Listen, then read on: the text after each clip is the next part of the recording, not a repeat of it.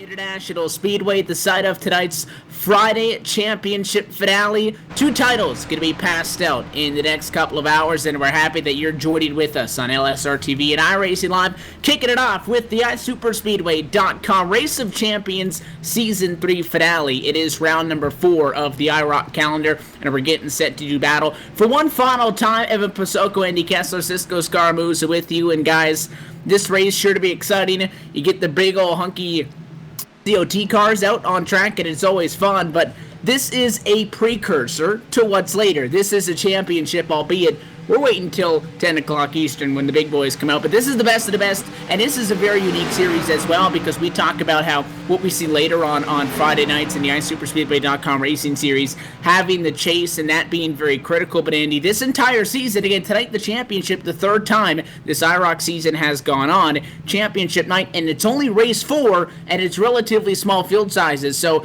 I mean, one bad week and you're out of it. These guys had to be picture perfect through the opening 3 rounds if they're in our conversation tonight. Yeah, and there's 2 guys that are picture perfect so far in this little series right now. Rod Flagg, Seth the Merchant going into tonight tied for the lead. And then you got 5 other drivers, just 5 points back and 8 points back, that technically and mathematically have an opportunity to win this. So there's a lot of implications on this race, and obviously you want to be the best of the best, and these guys all have an opportunity to get that done here tonight at Daytona under the lights.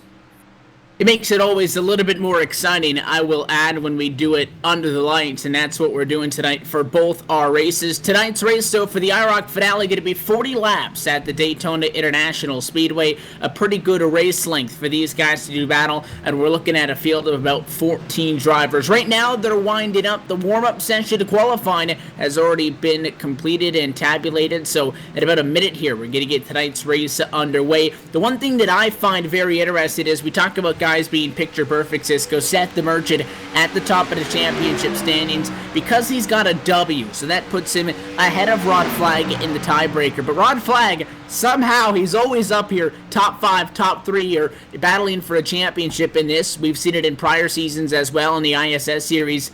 But he doesn't have to win to get there. He's the model of consistency, and it takes some other guys' wins to just catch up to him. So he's going to be right there with Seth. Seth, though, has the tiebreaker if they are to finish tied with each other. Yeah, and it's really going to come down to, I mean, we're talking about 14 cars in this field. So, you know, it's going to be really interesting here. But remember, you got to remember, Rod Flagg was the champion last season. He's going for 2 in a row tonight, Evan. He knows how to get it done, and I'm looking on the racetrack tonight, and we've had some bumpy races the last couple of weeks going to places like Daytona 07, Talladega. I'm looking at the cars out here. They look very smooth and very, very, very racy. If Rod Flagg can get this championship, it'll be the first time ever that anybody has gotten 2 titles in one series under the iSuperspeedway.com banner. Later on tonight in the iSuperspeedway finale, we'll crown a 5th champion in 5 seasons. Rod Flag and Greg Cooks are the drivers that have won a championship in this series. So nobody has ever walked away with 2 championships. Rod Flag wants to rewrite the history books tonight, and he's the top 5 car so far, so we know that he has the speed, definitely the determination going to be there if he wants to get the job done. It is time to wrap up IROC 3, as we'll crown a 3rd IROC champion, and we're getting set to go do battle at the World Center of Racing. So with that, let's get tonight's doubleheader championship Friday night underway. Toss things down now, tracks on, and take a look at the starting lineup. Pole position to this one going to be dished out to the number 1. Mark Jorgensen Jr. will start from pole position. And to make reference easy tonight, you'll take a look at the numbers on the cars for the most part. That's where they are starting tonight to keep an eye on throughout the race. The number 2, Rod Mitten, is going to be put in P2 for the start. Donnie Giratano, 3rd on the inside of row 2. He'll be joined by Season 1 IROC champion Greg Cooks at 4th. And then Josh Ball's number 5 machine rounds out the top 5.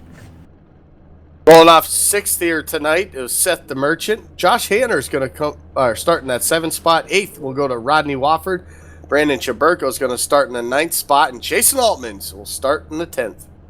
Rod Flag, one of our contestants for the championship for the IROC Series, he's going to start 11th. Frank Basilia, he's going to roll off 12th. Ray Rittenauer, he's going to roll off 13th. Chris Passini, we call him a rookie, but I think that's just Andy messing it up. He's going to start 14th. And Ron Thompson's going to round out your 15-car field here tonight at Daytona under the lights.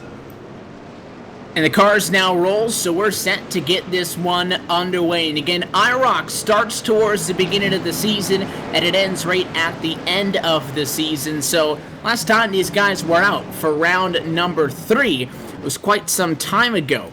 Back earlier on in November on the 20th at Talladega. We've been to this track before. In the daytime, we've also finished Circa 07 and as well Talladega under the lights to finish this one off. And so far, the drivers that have seen success this season in IROC include Frank Wasilia, who took home the checkered flag last round, Rodney Wofford, and then we mentioned Seth the Merchant at the top of the point standings. He is the 3rd driver that has gotten a win, so no repeat winners yet this season. 40 laps, Andy. It's basically an A-main finish, like we see sometimes later on Friday nights and the feature races with the iSuperspeedway.com Racing Series. Not a lot of drivers, a lot of space out there compared to what we'll see later on tonight with 35-plus cars. What's going to be the key to keeping your cool, especially if you're Seth the Merchant and Rod Flag, if you want to walk away with a nice chunk of hardware? Yeah, listen, they gotta you gotta realize it's a small field. You gotta be patient, take your time. Obviously, anywhere on this grid right now, you have an opportunity to win this race. So it's just going to be a matter of picking your spots at the right time and getting it done. IROC 3, round 4, get set to get underway. The pace car down and off. Mark Jorgensen Jr. going to take the green flag. We're racing at Daytona for the final time on the Season 3 Championship. And the inside lane going to get him up the full song a little bit sooner down on the bottom of the racetrack. Mark Jorgensen Jr., your control car, followed by the 3 of Donnie Giratano. Going to open up a small gap to the bottom side, down in 1 and 2. Yeah, Rod Mitten, he's going to try to do something with that top side. Can't currently get to the bottom, so he's going to have the help of Greg Hooks and the number 6 of Seth the Merchant there on the outside. Seth the Merchant having a little bit of connection issues, it looked like down the back straightaway, but that bottom side still hanging tough. More cars down there than there is up top. Only 3 battling up top. They're only holding on to that 4th position, and that's just for now. And that outside lane hung in there once they got up to speed, but unless you're really hooked up, the outside, not the best place to be. So falling back goes that 2 of Rod Mitten. Again, the outside, not the best place to start. I'm not surprised that the top 5 drivers on track right now, 1, 3, 5 through 7 and 9, are the 5 drivers that started on the inside of the top 10. That inside lane, by far and large, the advantage, and you'll find everybody with those even numbers that started on the outside of the racetrack beginning to fall to the back. Single filing out quite early already at Daytona, just at lap number 2. At least the top 7 drivers single filed out till you find yourself back to that 2 of Rod Mitten, who either A, has just not found the spot down in line yet, or B, is trying to hold on to hope for that outside lane, but it's not looking good. He and Greg Hook still together, but they're about 5 car lengths back from the top spot. And Josh Hanner just took a look to the outside in that number 7 machine, and he's taking a look right now on the outside. He's got a little help from Mitten. or no, that's not Min, that's Jaburko. Jaburko trying to help him out, but Hanner's actually going to get left all alone on that outside. He's probably going to fall back there, and if he isn't careful, he's going to lose to that second line, that second groove behind our main pack. They've kind of joined together now, so Hanner better hope he can find his spawn line. He should be able to duck in here. He does so now, but that's going to let Jaburko jump out in line. No, he's going to come back down, so it looks like everyone's going to try and get single file here, but trying to see what everyone's got here in the early going. And for Hanner, even though that forte to the outside of the racetrack doesn't work, he's still to the positive from where he started from P7. That bottom lane was very effective for him at the start of the race, now falling to 5th at the stripe. You see Jaburko, he keeps looking high side. Josh Ball's number 5 keeps looking to the outside of the racetrack as well. They're thinking about it, and we've seen 3 guys get together and put forth a serious effort. Look at the 8 car up the bottom. Rodney Wofford, almost a bump and run of sorts on Brandon Jaburko after that 9 kept thinking about the outside, moving up half a lane at a time. The 8 stuck the nose to the bottom and took away that spot. Now Jaburko ducks back down just as Josh Ball committed to the outside of the racetrack, thinking he was going to have some help. So now he'll fall back to his old teammate Josh Hanner behind him, and the 5 and the 7 the only drivers on the outside. Yeah, you'll see a lot of this right now, jockeying around, just trying to figure out who's going to work with who. Logging laps, that's what these guys need to do right now. They know it's going to come down to the end. Jaburko doing a good job, almost faking everybody out, going to the top. Gets another spot from Josh Ball. Josh Ball thought he was going to stay at the top, but he didn't. So now Jaburko's going to go look down to the outside. He's going to go to the outside. Now he's going to really cut off Rodney Wofford there, in that 8. I don't think Jaburko knows where he wants to go, Evan. Well, you know that you want to be at the front of that outside lane when it gets going, because if that 5 gets up next to you, if you're Jaburko, you're not going to be able to get back in front of him unless the outside stalls out. So he's trying to keep his options open. He knows that if he gets that run on the outside of the racetrack, he'll go to the race lead because he'll be in the lead of that pack. But he does not want to jump up and then lose that gap. So he keeps coming up, and it's almost helping those guys behind him on the outside of the racetrack a little bit. They get some draft, they close in a little bit. He ducks back to the bottom, so he doesn't necessarily have to risk that position, but he keeps thinking about it. You see, back down to the inside. Interestingly enough, though, Josh Ball, who was then the lead car on the outside, he has ducked in line in front of the 6 of Seth the Merchant, and that leaves everybody on the bottom until you get to that 7 of Josh Hanner. So Hanner's been sticking it out on the outside of the racetrack, but he's got help from the 4 and the 12, and so far 3 drivers, not enough to get around on the outside of the racetrack. We'll have to see if they can get 4 or 5 going and see what kind of challenge that would put up to the guys on the bottom. And we kind of saw Jaburko there jumping the outside, jumping back on the inside, not really sure where he wants to go. Right behind him, Rodney Wofford. A little bit of blinking for him, but it looks like to have settled out right now. But yeah, looks like those 3 cars back there, they're trying to get something going on the outside. They just don't have a whole lot of help. I think they're going to need someone else from the front of the pack to jump to the outside to maybe help them get around a couple more of these cars here. And again, because there's not so many cars in the field, with it being the IROC field, which is actually 11 drivers in the lead pack, and 13 drivers decided to qualify for this one. Chris Bassini is onto the pit lane, and his night is going to be done early, and then Ray Rittenauer has lost his, I guess, connection, you will say, with the leaders. He's already fallen nearly half a second behind, so you only have 11 guys up at the front of the field. They're pretty close together still interval-wise, but there's just that much more room on track, which, considering how big these COT cars are, you want every single inch that you can get. And finally, to the outside of the racetrack is a big charge, and that's exactly what Brandon Jaburko wanted, because he's in front of it. They get stuck, though. It'll be nose-to-nose for the race lead in turns 3 and 4. Inside pulls her back, though, in the middle. Exactly what we were waiting for right here, and Jaburko, we knew he'd be out there on that outside trying to get up there to the lead, get around his teammate there, Mark Jorgensen Jr. Jaburko's one of those guys we'll watch too with a lot of side draft. He really knows how to get it done with the side draft in these cars and both later on tonight in the second half of our doubleheader. So he's one of those guys that gets real close off the corner, like you see right there, all over the 3 of Donnie Giarratano there on the inside.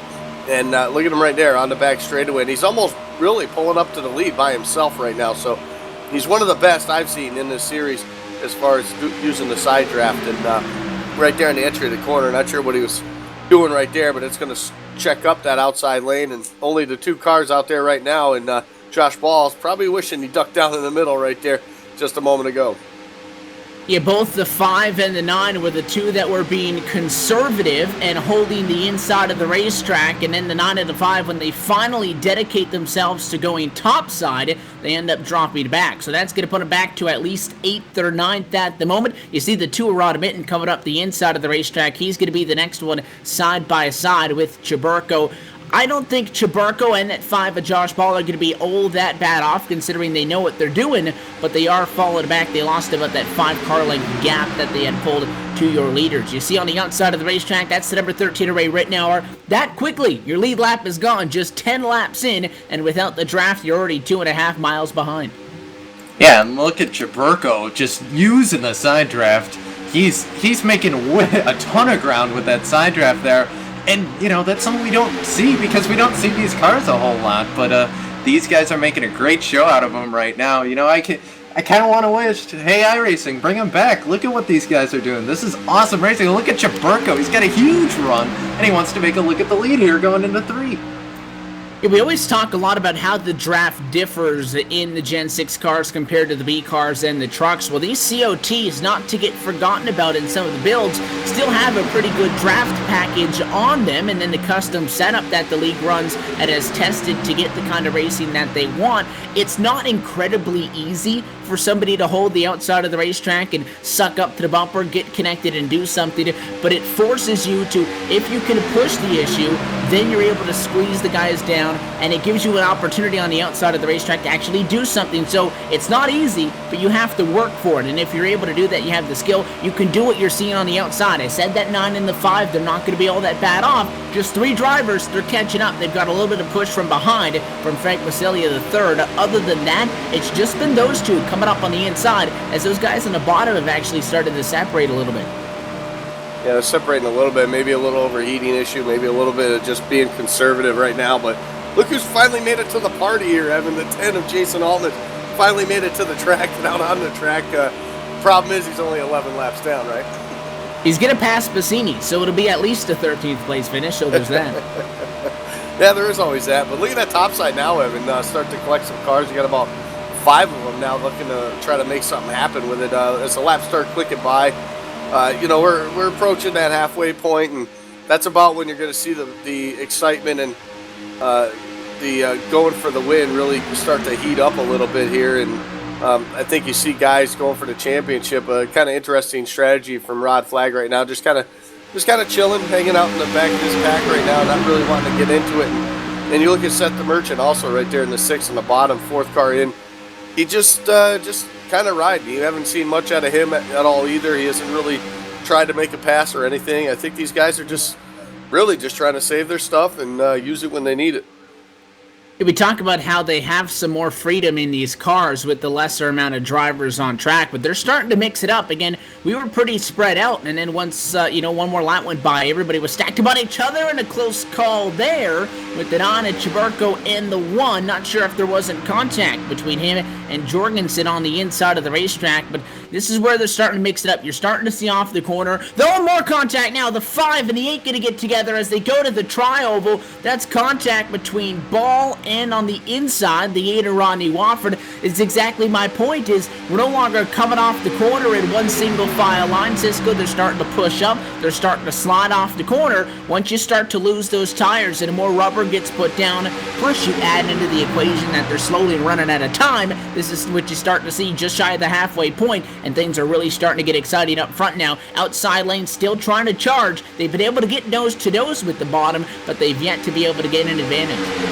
Yeah, and Chaburko's still doing a great job on that outside. That car's looking really clean. I'm looking at the 5. There's a little bit of damage on the nose. That's Josh Balls there. It looks like the left side of the car, looks like it kind of repaired itself a little bit there on my screen, so may not be as bad on the 5 car, but the right side of that 8 car is torn up. And as far as leading goes, that kind of makes me suspicious of that 8 car. I don't know if he'll be able to keep a lead of a line with that much damage. Yeah, we'll have to see. Again, sometimes it can be tricky to kind of look at and calculate in the sim. And again, when you're behind somebody, the draft it helps a lot more. But you even see that 8 behind the 3 of Brandon Chaburko, as well as the 3 of Donnie Giratano, rather, can't get to him. He's starting to slide back. So it is much more significant damage, I would say, on Rodney Wofford, Andy, than I think what we see on the 5 of Josh Ball. Ball will hit him on the left side, and I don't see as much damage on the left of that 5 as I do as on the right side of the 8 car. Yeah, it's all about where you hit them and all about what iRacing wants to give you for damage, I guess. But this is the first time we had a lead change now. Going into turn number 1 right there, Chaburko had enough steam right there. He was able to pull it out in front of Jorgensen, but that's going to leave now Josh Ball to the outside. And I think it's, oh, we got trouble behind the 7. Big problems for the 7 of Josh Hanner. He got into the wall off turn 2. Not sure if he had a little help there, but it looks like we're going to stay green. But the 7 of Josh Hanner having some issues. And that's what we see, push it up off of the corner. He was on the outside of the 8, and the 8 started to push up, so he tried to give him a little bit more room, ran into real estate, a huge bobble, and he just about smoked the 11. Somehow he avoids taking out Rod Flag. That is a huge moment in this championship, and a hell of a piece of driving by Greg Hooks halfway to the inside wall to avoid getting taken out also. So although Hanner is beaten and banged up and he's lost the lead lap, so has Ron Minton and still has Greg Hooks. We stay clean and green, out contact for the race lead. The 9 to the apron, Brandon Chaburko, 3 wide down the back straightaway as he cut down in front of the 1. Now more contact than on. Gets cut off by Donnie Giratano. Into the outside wall goes Josh Ball. There goes the 12. Frank Basilia gonna go around. Big accident in turn number 4. Flipping and barrel rolling at turn number 4 is Brandon Chaburko. And that was all kind of messed up right there, Evan. They were catching the lap car of Jason Altman's there, and the 5 just got in the wall, got into the 12, and just turned the 9, and Brandon Chaburko just went for one heck of a ride. I think I counted about 2 or 3 barrel rolls right there, and unbelievably, I couldn't believe it, but our 2 chase contenders both pretty much made it through that. Yeah, that was pretty cool right there. Chaburko, I think he tried to shut the door on the 1, too, and he got nicked. But, I mean, this even stems back to the quote-unquote accident, but we didn't see yellow for it. This kind of went way back to Josh Hanner's incident. These guys really didn't get settled back in all the way through that. They got kind of knocked out of line, and then after that, it all broke loose. It was basically a lap-long wreck all the way through to that. But you're right, Chaburko goes barrel rolling. Rod Flag makes it out A-OK. Seth the Merchant makes it out good. So your 2 championship drivers not going to be affected by it. The good news for them, if they would be, is they do have an opportunity to use a single quick fix. Yeah, that was a that was a close one for Rod Flag right there. That other car coming down right in front of him. So the 12, I believe it was, of Frank Basilia. So, yeah, tough break there. Pit road's open, though, for our leaders. And obviously the way these cars are handling and the push they're getting off of turn 2 and 4, you're going to see them come down now, get 4 tires. Not sure if they'll get fuel or not, maybe to get a little better grip or handling in the car. That's going to be obviously up to each individual driver. But definitely you're going to see 4 tires here. Take advantage of it, of having this pit stop under a caution flag. So looks like everybody able to make it in their box pretty clean there. So 4 tires of fuel going to go for everybody. It'll just be a little race off pit road, but you got to like that first pit stall that Mark Jorgensen has. Yeah, race lead and number 1 pit stall going to be good to him. He'll win the battle off the pit lane, no problem. It's a battle. Look at this for 3rd, 3 wide for 3rd. Rod Flag, followed by Greg Hooks and Seth the Merchant. Going to be the next drivers out. So with that, Rod Flag not only makes it through the accident, but he'll be on the inside of row number 2 in 3rd for the ensuing restart. We're just shy of the halfway point, though, in this IROC Season 3 finale. So with that, we'll take this quick opportunity, step away for one small commercial break, and we'll bring it right back for the restart. Mark Jorgensen leads the battle, though, among Seth the Merchant and Rod Flag for the championship, still tied in the points at halfway.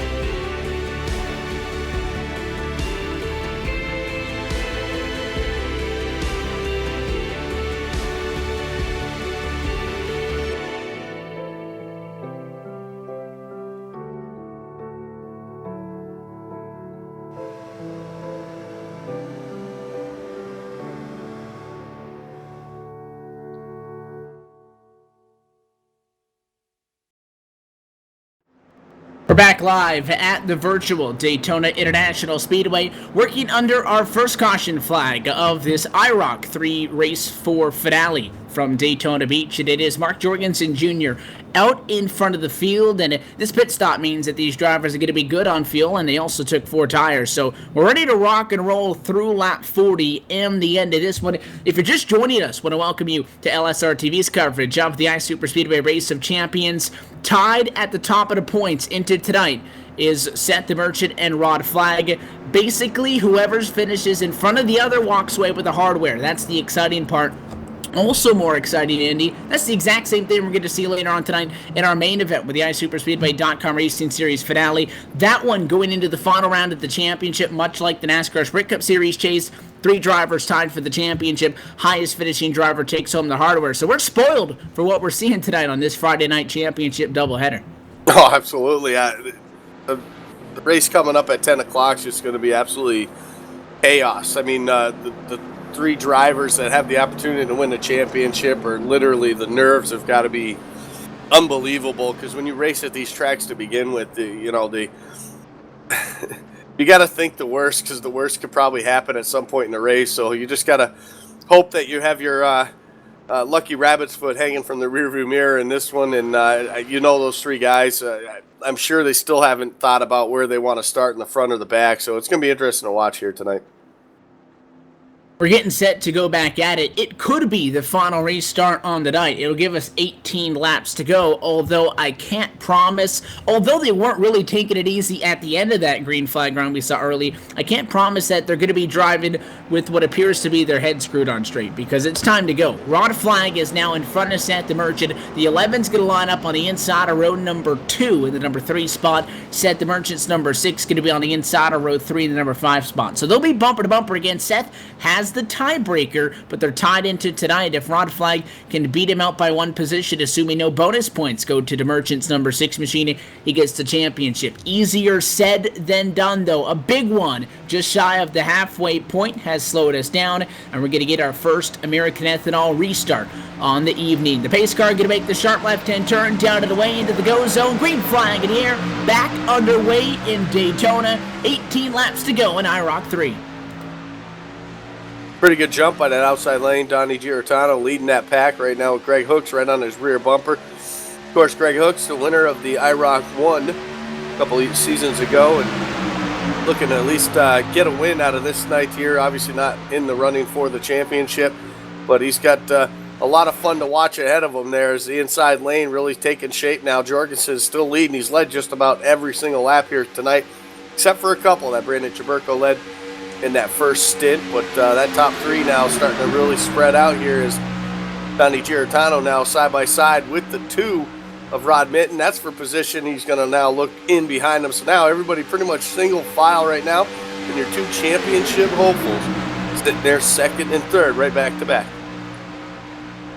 They sit there inside of the top 5 in the standings at the moment, but I love the fact that the IROC numbers, based on how these guys qualify, correlate to the car. So although I've probably called Donnie Giarratano Brandon Chaburko a few times because he's in a 3, it lets you know who started where and who got going somewhere. You see Jorgensen in front, started from the race lead, and Rod Flag almost at the back. He started 11th, and we only have 11 of 14 drivers that started this race left on the lead lap in a good position.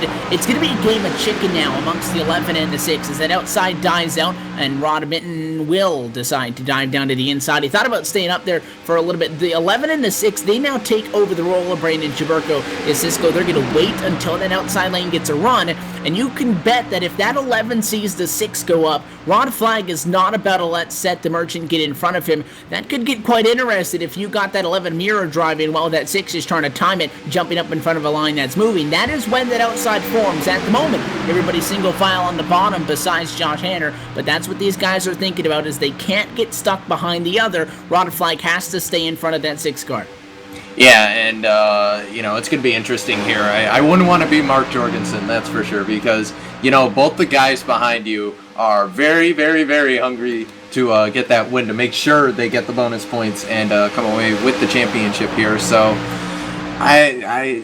that's not where I'd want to be. I'd maybe want to be pushing one of those 2 guys, so, maybe, I don't get yelled at after the race for blocking them or something like that. Who knows? But one thing I do know, there's a run coming on the outside, and we might just see that happen right there. DeMerchant does look to the high side. That's Greg Hooks. He's taking a train up there. Josh Hanner's also following, as well as Rittenauer. Those guys going to go undetested. They're going straight to the high side, and our two championship contenders, they're stuck on the bottom. Yeah, the 6 didn't go up, so either Rod Flag didn't catch it in time, or he didn't want to go up to the outside of the racetrack and see what happened to Chaburko and Hanner earlier. That is, jump to the outside of the racetrack, the outside dies off, and you fall back. It won't be the case, though. It's a big head of speed for the inaugural IROC champion, Greg Hooks, to the race lead at lap number 27, with the assist to the 7 of Josh Hanner. They jump down and leave the number 13, Ray Rittenauer, the second, out to dry. On the outside of the racetrack, he'll begin to slide back down the standings. Jorgensen back to 3rd, the 11 Flag back to 4th. DeMerchant still behind that 11 machine, though. On the battle for the race lead, obviously a big one tonight. It's the 4th race of 4 on the IROC 3 calendar. Winner tonight of this race walks away with some pretty cool hardware, but main focus back on that 11 and that 6. Your championship drivers tied at the moment. It's Rod Flag's championship at 13 to go. Yeah, he's pretty much just gonna, if the 6 is gonna go to the outside, he'll follow him.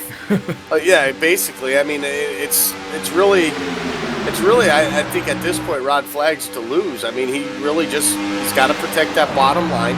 He can't move up and let Seth get a nose on the inside, and then he's got to somewhat protect the top. Let him go out there, but you know that you're going to stall out. So I mean, he's definitely watching that mirror. He has to, but at the same time, he's really got to keep an eye on the front. As it looks like now, Seth the Merchant, he keeps peeking to that outside, but at some point he's going to make that move, and he's going to have to, because he knows he doesn't have to win. He just has to finish in front of that 11.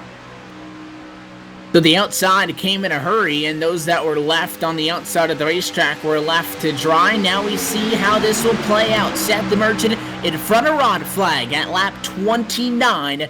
Just now in the middle of the track right now. You got Donnie Giratano, you got the 6, you got the 13, you got the 2. A lot of guys continue to do battle on track. 10 drivers on the lead lap, 8 though in the lead pack. Rodney Wofford and Josh Ball have lost touch with this lead pack at the moment, but that 6 on the outside of the racetrack, Seth the Merchant, he's got a nose in front of Rod Flag, and now the 6 has the freedom to move. You're on the outside, that's the passing lane, unlike the freeway. The bottom, you can't do anything. For Rod Flag, when an outside lane is there, he can't jump up there because the 6 is next to him. He can't go any further forwards besides keep pushing on the 7. He is stuck. The outside lane is where you want to be if you're on the attack. Rod Flag has been on the defensive since the restart because he had been in front, but if that 6 gets something done on him, desperation will start to set in. It'll be just 10 laps to go this time by, and we're side by side for 2nd and 4th. And I am liking where Rod Flag's sitting right now. He's on that bottom. They have enough cars down there, and it doesn't look like the outside gets a run every so often, but it doesn't look like they're kind of safe up there, kind of in their position. So I think I like where Rod Flag is right now. I think he's waiting till maybe 5 to go before he's going to start jumping the outside and making the big moves. Outside, just the 1, just the 6. Now the 3 car, thinking about joining it, and he will. It's to the outside of the racetrack. Donnie Giratano, 4, 7, 11 versus the 1, the 6, and the 3. Now the 3 will contact into the outside wall. Goes Mark Jorgensen Jr. Hard hit in turn number 2 after he tried the duck in line, I think, and clipped the right rear of the 7. Hard into the outside wall for Jorgensen. Hanner going to pick up some damage. No caution. We stay green, and that'll take a second look. Importantly, though, your championship driver's not involved, and that was terrible news for Rod Flag because now that 6 car Seth the Merchant leading the outside lane. Yeah, that was, I think now at this point, the tides have changed now. Obviously, it's in the hands of the 6 of Seth the Merchant now because he leads that outside pack. So as long as he can stay there, stay up within the 1st or 2nd car there in the inside lane, he's got this championship pretty much locked up. Now comes Rod Flag's opportunity. He's got to do something drastic here, whether he gets up next to the 3, or behind the 3, I should say, of Giratano, or try and make it 3 wide. I don't know, but he's got to do something here, because if that 3 really gets up on the bumper of Seth the Merchant, it's going to be all over for Rod Flag. How bad is the damage on the 7 of Josh Hanner? He got hit pretty good in the right rear of that Chevrolet, and it might be slowing that bottom lane down just a little bit. The problem for that 11 is if you can even find a spawn in line on the outside of the racetrack, assuming that Seth and Donnie can keep that pressure applied, then you're going to be the third or fourth car in line on the top. Now, if the outside lane can't stay up next to you, that 11 can then go in a position where if Seth gets a run, Rodifly can jump up to the outside and block him. But if that 6 stays in front of or next to the 11, Rodifly, there's not a whole lot that he can do. The good news is, outside is only 2 cars. The inside, the advantage, and now the 7 to the outside. Josh Hanna going to come out and pick up the 6 of Seth the Merchant, and just when it looked like Rodifly had an opportunity, that goes away, and now here comes the outside on the attack. And this might have just become a tandem race right now, as we kind of see 2 sets of 3 cars right now. The 2 of Mittens kind of falling back a little bit. Not sure if he's able to keep up with the draft, but this kind of just turned into 2 sets of 3 cars trying to push, and right now that outside is working because DeMerchant is all over the back bumper. Hanner's going to go to the lead. Can he clear? Oh, he's going to leave DeMerchant out to dry and going backwards is that 6 car. The 6 is going to fall back to the 3 of Giratano. Enough of a run for the 11 to get through. No, now the 4 to the outside of the racetrack. So Greg Hooks slices high, and just like that, that 6 machine has a draft again. This is the problem for that 11 of Rod Flag, Andy, is nobody's going to say, okay, I'm not going to jump up, because they want the win. Every time somebody jumps up, they're bailing out that 6 to Seth the Merchant. Greg Hooks going to go to the race lead, but the outside falls back, and the 11 Rod Flag almost clear, and now Hanner picks up the 6 once again. Seth the Merchant on his 3rd lifeline. This is unbelievable right now. Some great driving by these guys up in the front right now. It's literally a battle of these 2 guys side by side all the way through this racetrack, and the guys in front of them. Contact the 6 to Seth the Merchant. He'll spin in turn number 4. Ray Rittenau is going to go around the 3 of Donnie Giratano involved. Seth the Merchant will save it at the start-finish line. Caution flag is out at lap number 36, and that may be it, as Rod Flag in front of the contact. Caution is out at 4 laps to go, and Rod Flag may go back-to-back on the IROC Championship. A good piece of driving, guys, by Seth the Merchant to hang on to it after that. But these guys were pinching, they were beating, they were banging. It was a matter of time until somebody got hit. And unfortunately enough for Seth the Merchant, a little bit of net code may be the difference between him walking away here from a trophy and him walking away with nothing in second. Yeah, it looks like he apparently got into the right rear of Hooks. At least that's kind of what we're seeing on the net code. Got shot straight in the wall. Basically, it was just along from the ride from there on, because he got into the 3 got into 13 and the 2, and back going. He did a heck of a job saving it. I think he'll be scored probably behind Flag. So if we get back going and he's able to come down, get that car repaired, we could see 1 lap shootout, but I don't know if we're going to get this thing back going, guys. I want to see it. I want to prevent another green-white checker rant from Andy, but I don't think we're going to make it to that mark. Again, the caution came out at lap 36, so at the start-finish line, that gave us still 5 laps to go, basically. 36, 7, 8, 9, and then as well 40. Lights on a pace car are on. They would have to go off the next time around if we are to go back green. It is possible. There's a couple of factors in if we get that additional lap under the yellow that we don't want, and it has to do with the lap drivers and how many guys have to come down to the pit road and get serviced. Even if we do go back green, though, assuming that 6 can't get fixed, Seth the Merchant is junked. He would need something bad to happen to Rod Flag. Despite all of this, though, guys, Rod Flag is 3rd, and Seth the Merchant is just behind him in 4th. That 6 went sliding through the grass, back up on track, and saved it. So if there's any sort of issue for the 11 machine or Rod Flag, that 6 is right there on the bumper. This one's still far from over. Again, they were tied into tonight's race. Seth the Merchant had the advantage because he won the season opener in this IROC 3 championship. Outside of bonus points, whoever finishes highest in the standings wins the W, and I believe that none of these guys, Andy, have led a lap. I don't think Rod Flag or Seth have gotten to the front of the field yet, which means that Rod Flag, by finishing 1 spot in front of Seth the Merchant, if we don't go back green, he would be the IROC 3 champion. Yeah, this is unfortunate. it looks like it's going to end under the caution flag, but you know what? I'm not going to say anything. Yeah, no great white checkers in the iRacing If service. you want to listen to my rant, just play back last week's tape. Yeah.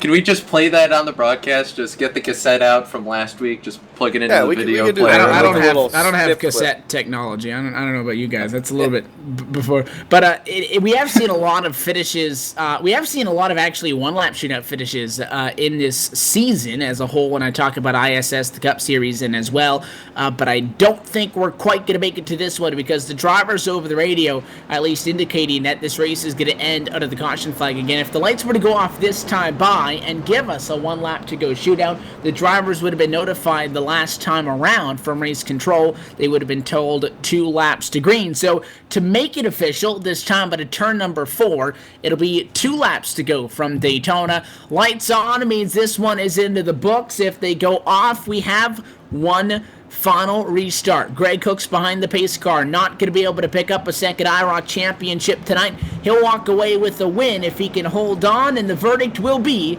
with 5 miles left, is this race will end at a slowed pace. It'll be no restart from Daytona, and you got 2 more pace laps to make it through, which, by the way, it is a sim.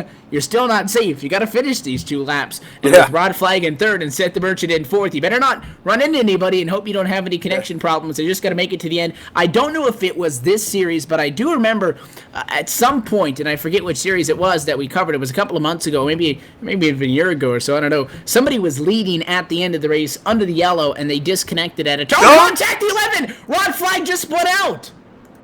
He just got. I think he just got turned. And now we need to see if the sim is going to give him the spot back. I think the 5 of Josh Ball went up to give him a tap and congratulate him, and there was contact, and the 11 of Rod Flag spins out, and I think he's going to get his spot back, though. There are some times when you get into an accident, guys, and you don't get your spot back. I think the 11 is going to get his spot back. That gave me a heart attack because I thought I just about jinxed him.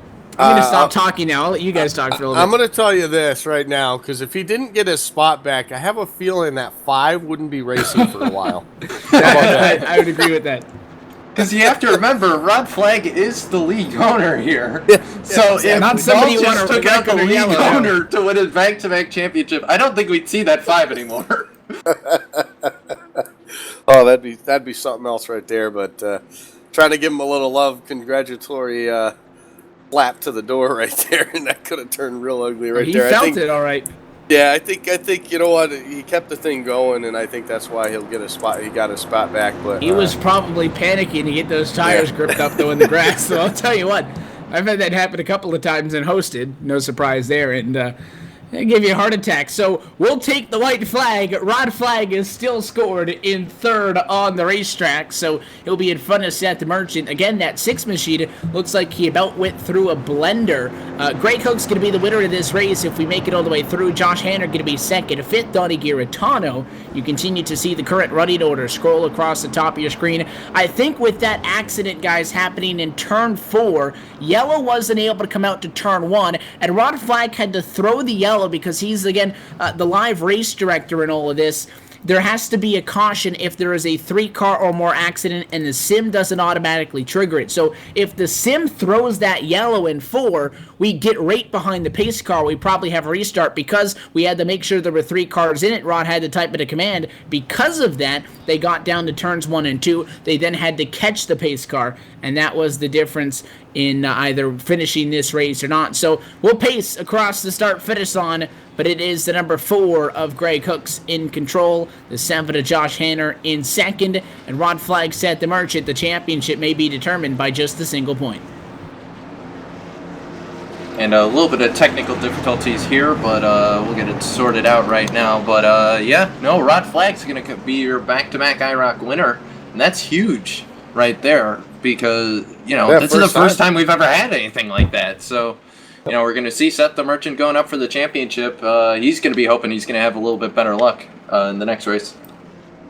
In the 3rd season of the iSuper Speedway Race of Champions, it'll be the first ever ISS multi-time championship Rod Flag get across the start-finish line behind tonight's winner, Greg Hooks, in third. Walks away unofficially as your back-to-back Race of Champions championship driver, walking away at the top of the standings. No wins, which is typically his style, is consistency in the top three. Fittingly enough, going to put that 11 machine into the victory circle at the end of the night. So we'll await the official confirmation on points, but at least at this moment, after they came into tonight tied, Rod Flag at third, Seth the Merchant in fourth. The number 11 is going to be your IROC 3 champion. Want you to stick around. In just an hour, we'll go for the season finale in the iSuperspeedway.com Racing Series with the finale in Florida, 400K. In the meantime, though, we'll be right back at Daytona for the post-race show from IROC 3 finale. Ron Flag going to burn it down. He's your champion, and we'll talk to him when we return.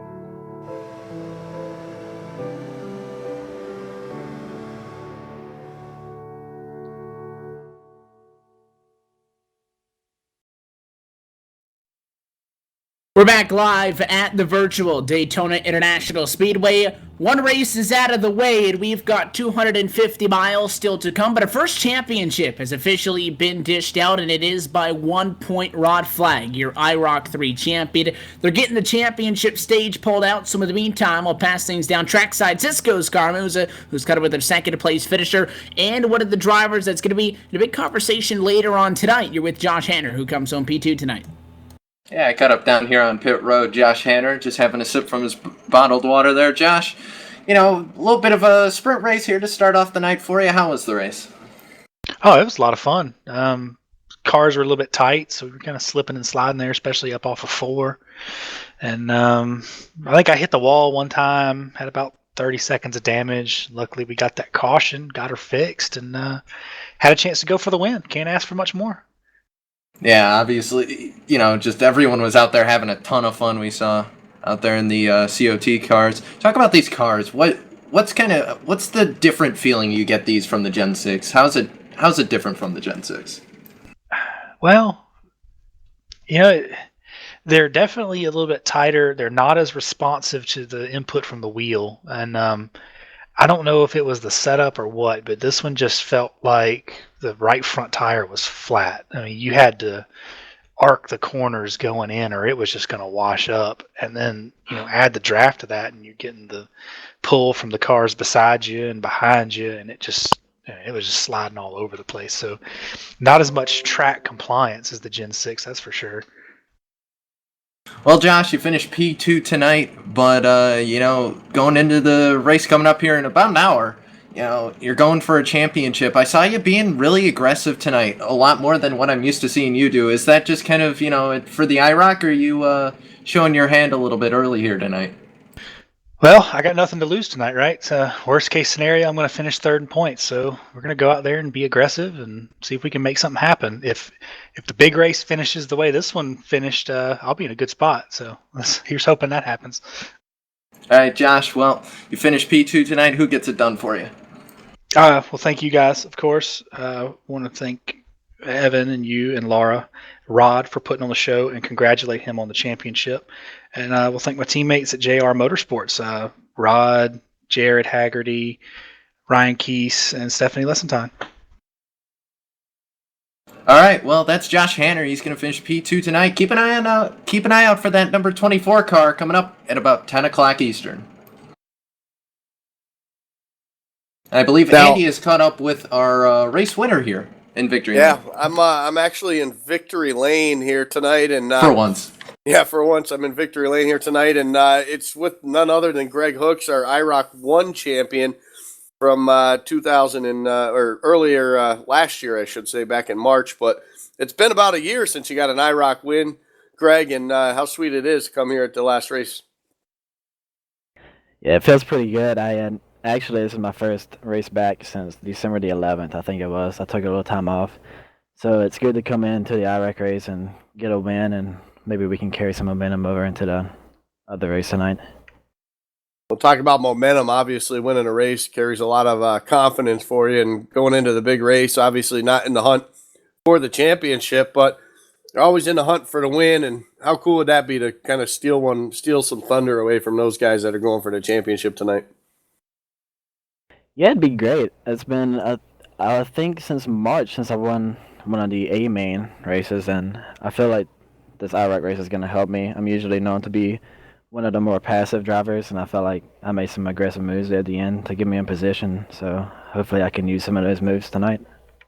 Yeah, you did make some great moves there, swapping the lead back and forth there in the latter parts of the race there. And obviously it finished under caution. Everybody likes to see it run all the way green to the end, but obviously a win's a win. You'll take them how you can get them. For sure. And it was a good battle there with Hanner. The first time I went to the lead, we drove from, I think it was like 6th or 7th, and just went to the outside and drove by him by ourselves. And then there at the end, I knew as soon as Seth couldn't clear me, I had to take advantage of Josh's loss of momentum and get it back as soon as I could. And then we just got lucky there at the end with the timing of the caution. Well, timing is everything sometimes in racing, and tonight it was your time. So congratulations on the win. Obviously, back in Victory Lane. So sponsor shout-outs. Who helps you get it done? Yeah, I want to thank Rod, of course, for putting on everything he does. Congrats to him tonight on his second championship in Iraq. I want to thank everybody I worked with. Hannah and Rod were great helps there at the end. Of course, with everything going on today with the announcements, I want to thank all of you guys over at LSRTV and Laura. We'll be thinking about her for sure. Well, I know all of us appreciate that, and I know she does, even though you can't hear her. She won't come on the air with us. But congratulations again on the big win, and good luck in about an hour to get it done again. Thank you, guys. Hopefully I'll be talking to y'all again soon. Hey, we won't mind. There's Greg Hooks, your winner here tonight in the IROC 3 final race here at Talladega, and I believe they have the stage all set up for the championship, and Evan's down there to talk to our champion and get it done. And Ron Flank's going to be able to save some money on shipping costs as well, because the championship trophy going to stay nice and close. He is the IROC 3 champion, and as we've been talking about all night with the tie into tonight, that difference between a third and a fourth is what gives Rod Flag the back-to-back IROC championship. Rod, congratulations to you. First time under the ISS banner that somebody has picked up multiple championships in one series. You follow up your IROC 2 win with the championship here again tonight. Talk us through this race, though. You started well behind Seth back at 11th position, fought your way up, and in those closing laps, you were on the bottom, and he was on the outside looking to try to get around you, and looks like the stars aligned, though, in your favor. Woo! We are excited tonight, bud. Oh my gosh. To win this IRR championship twice in a row. It's amazing. The best feeling in the world was winning the I Super Speedway Championship in season 3, but to race my competitors that are the top tier and to come about to be IROC champion two seasons in a row is phenomenal. Oh my gosh. The car was tight. I think everybody was experiencing a tight condition. It just, we don't have the same setup that we have in the IROC cars that we have in the I Super Speedway cars, so they definitely get tight after the run. And I know in that first run there was a bit of a problem there. We missed it, and I knew we were going to be in a good position. Then we end up beating Seth out of pit road, which is huge because that position is us in the low line and right behind. I think it was Mark on the restart. And we just got in the right place at the right time, and then there's a netcode thing that happened, and I was a victim of that last week, and I feel for Seth because he's I wanted to see that race go to lap 40 and see us race to the end, because I knew we were going to be able to put on a good show there, because we were controlling who was going to lead that race. And I knew it was just going to come down to lap 40 and figuring out where we're going to position ourselves. But, unfortunately, we didn't get that opportunity. But, Seth is a class act individual. He deserves to win the I Super Speedway Championship here in the next race. And, I hope I'm the guy that's delivering another championship to him, because he certainly was deserving of winning this championship tonight. And then we saw this one end under yellow. It was kind of close if we were going to get one final restart or not. And then what was the penalty going to be for that 5 if you didn't get your spot back? That wasn't an issue. Anytime a wreck happens, it's under caution. It's not going to impact the finish of the race anyways. It was more, I think he was just trying to come up there and give me a bump. So there was nothing going on there. It was just, Josh was just up there trying to let me know congratulatory things. So that was nothing. And again, if I would have not been able to finish, it would not have impacted the finish of the race anyways. Well, you're definitely not going to forget that congratulations from him. And it was a third place finish to get the job done for you tonight. The interesting thing that I liked about looking at stats is we talked about into tonight, although it was a tie, Seth was in front of you in the points because he had that trip to victory lane. You've got a knack for not winning these things, but coming second, third, fourth, and fifth when everybody else, they can't get those consistent top 5 finishes. So for you to lock this one up with another top 3, I kind of found that fitting because that's kind of been your style to be very consistent. What is it about you that lets you just be so solid every single week where your bad weeks aren't as bad as some of the other guys when they find themselves on an off night? Yeah, I mean, we for the first time in IROC, we didn't go to victory lane this season, but we finished second, third, 4th and 5th. Wow. Which that's all top 5 finishes, and to be consistent, that's going to win you championships. And I think Dale Earnhardt said at one time that what do you win? How do you win championships? It's not top 10s, it's top 5s, and we definitely did that this season. And I have my fair share of IROC wins at Talladega, and no doubt with I'm excited for Greg. He unfortunately tied me tonight with the most wins at 3 again, but it's just these races fit my style. I try to be conservative in the beginning of the race, and then just with 12 cars, with the way the limit is, you're able to kind of let a wreck happen and get up there and really position yourself. And I knew that again, I wanted to race out, and I really wanted to have a green flag finish. But boy, oh boy, I knew that we were in a great position, and I had to keep Seth behind me. And there's points where we were back and forth, and but be champion again. This is awesome. And part 1 now of our Friday night coverage down. Still one to go, though, and much like we saw here with Winner Take All, it's Winner Take All in the season finale for the iSuperspeedway.com Racing Series. So for those that are be tuning in with us in about 50 minutes, what can we expect from that race? You're going to see an awesome race. You have just 3 drivers who really, really want it. You have a guy in Josh Hanner. He has been here since the Super Speedway Cup days, loyal and true. He is just he's been consistent all season, and he is the kind of the favorite. People want to see him win that championship, just as far as being as long as he has been in this series. Then you got Seth the Merchant. He's the he's the tactical individual who just finds his way up to the front and makes takes calculated risks but makes it happen. And then you got the rookie and Christian Peterson, who is just so much talent, and can he just keep that car up there and do the right things at the right time and not take that uncalculated risk that may ruin his night. And I think that the fact that we had the one quick fix tonight in the 100 laps is going to play a huge factor, because if we didn't have that 2016 rule package tonight, I think it could have played a bigger factor. But I think that there's going to be some risk early in the race. But I'm just excited to be able to take my car tonight. That I have a lot of people to thank, as far as Jason Altman's painted me up a great paint scheme that was a Johnny Benson tribute, tricks car, and I'm bringing that back tonight because it was just such a great paint scheme. And we sat on the pole last week, and hoping we can do that again tonight. And but I think you're going to see just an amazing thing. Whoever wins the championship is totally earned it. So. Well, we saw a very deserving championship with you just now, Ron. So again, congratulations on your 2nd IROC title. Best of luck tonight, and we look forward, much as you will, I'm sure, to seeing how this one shapes up. So hopefully we'll talk to you if you get a good finish tonight. If not, best of luck, and we'll see you in just about 45 minutes when you guys hit back on track. Thanks, Evan. And I also want to say, this championship is dedicated to Laura Lawson. She's unfortunately been diagnosed with cancer, and it's just a horrible news for the iRacing community.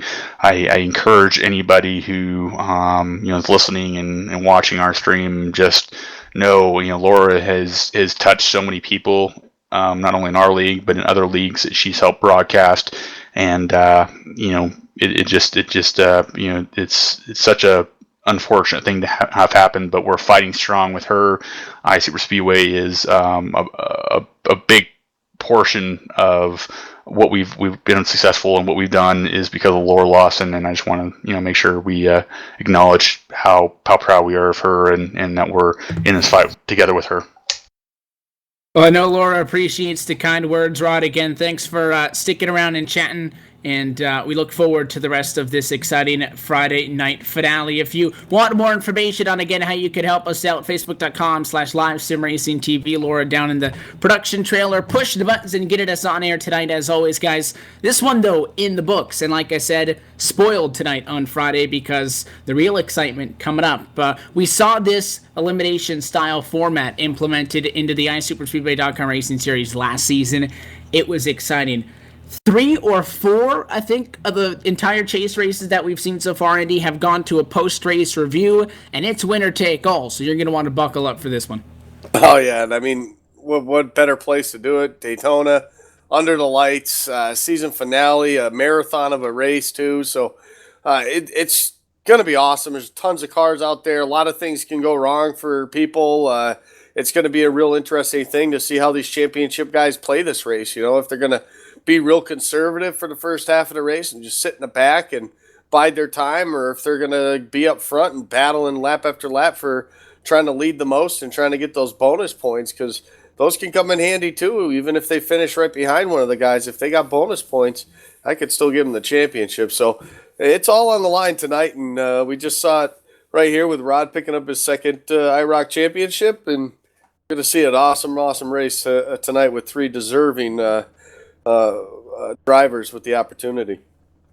And whether if it'll be Seth the Merchant, Christian Peterson, or Joshua Hanner, whoever walks away with the hardware later on tonight will pick up their first career iSuperspeedway championship, and it would be the 5th different champion in 5 seasons of competition. So we highly encourage that you stick around. 10 o'clock Eastern, 7 o'clock Pacific, coming up in just a little bit, right back here on LSRTV and iRacing Live. It is the iSuperspeedway.com finale in Florida 400 at Daytona, where we'll toss out the hardware after months of grueling and anxiety-filled races. It's finally going to come to a climax tonight, and we look forward to it. We hope you see you then. So until then, on behalf of everybody at LSRTV and for the team tonight, for myself, Evan Pasoko, Andy Kessler, Cisco Scarmuza, and as always, LSRTV's executive producer, Laura Lawson, thank you so much for tuning in. Congratulations, Rod Flagg, your IROC champion for Season 3.